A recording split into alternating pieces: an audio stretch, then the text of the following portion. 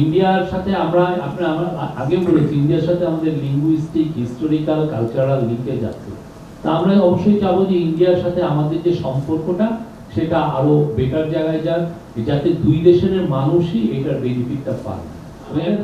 বড় একটা নেইবার এবং আমাদের প্রতিবেশী, তার সাথে আমাদের লিঙ্গুইস্টিক, হিস্টোরিক্যাল, কালচারাল অনেক কানেকশন আছে।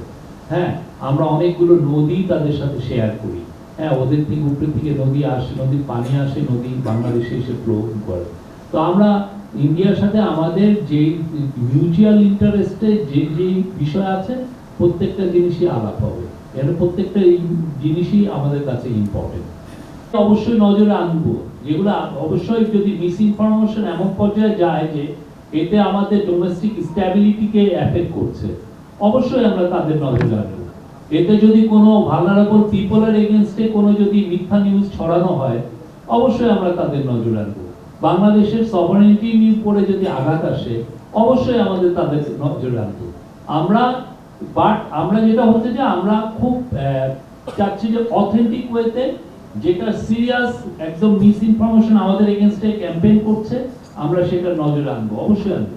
এই বিষয়ে আমি এটুকু বলতে পারি যে মেটার এখানে থার্ড পার্টি আছে যারা মেটার হয়ে ইনভেস্টিগেট করে, ঠিক আছে? তারা দেখছে যে কোথা থেকে সোর্স অফ মিস ইনফরমেশন কোথা থেকে হয়। অনেক ক্ষেত্রে হয় কি, স্টেটের থেকে যদি মেটার নজরে যদি আনতে চান, তাহলে ওরা অনেক সময় স্টেটকে এক ধরনের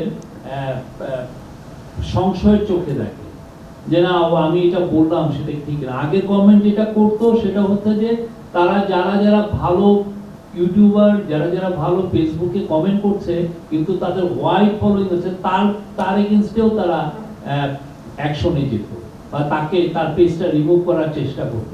ফলে মেটার কাছে এক ধরনের, যেটা আমরা খবর পেয়েছি, মেটার কাছে এক ধরনের কাস্টের বিষয়টা এখানে আছে।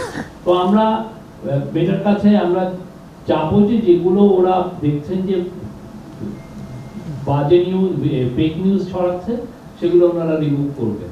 এই অবশ্যই নজরে আনবো যেগুলো অবশ্যই যদি মিস ইনফরমেশন এমন পর্যায়ে যায় যে এতে আমাদের ডোমেস্টিক স্ট্যাবিলিটিকে এফেক্ট করছে, অবশ্যই আমরা তাদের নজরে আনবো।